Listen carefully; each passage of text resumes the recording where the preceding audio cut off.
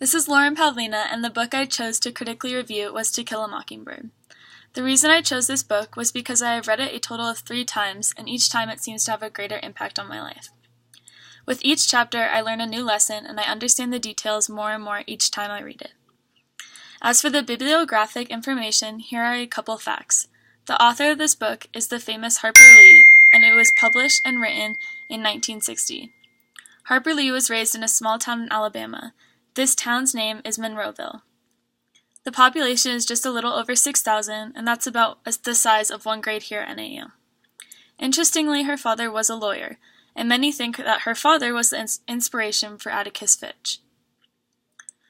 I researched more on Harper Lee because she interested me so much, and I found out that she was a tomboy.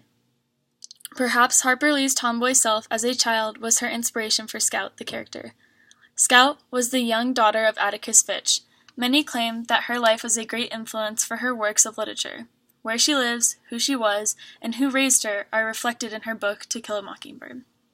Lee won the Pulitzer Prize To Kill a Mockingbird. The Pulitzer Prize is an award for literary works in the United States. A major theme in this book is the existence of social inequality. Many believe America is a place where all men are created equal. However, Harper Lee portrayed a different America in her book To Kill a Mockingbird. She portrayed the real America at that time, where all of the white men were created equal, but the African Americans were inferior to them. This idea is horrid. It is shameful that anyone could ever think that they are better than someone just because of their skin color.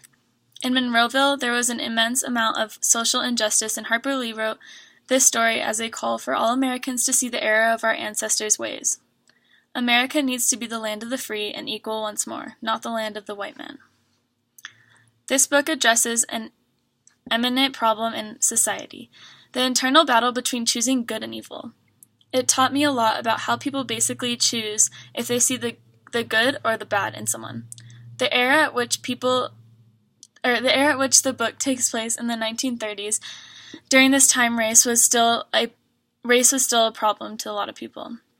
As an innocent black man, Tom Robinson is accused for raping a white girl. His life shatters into a million pieces.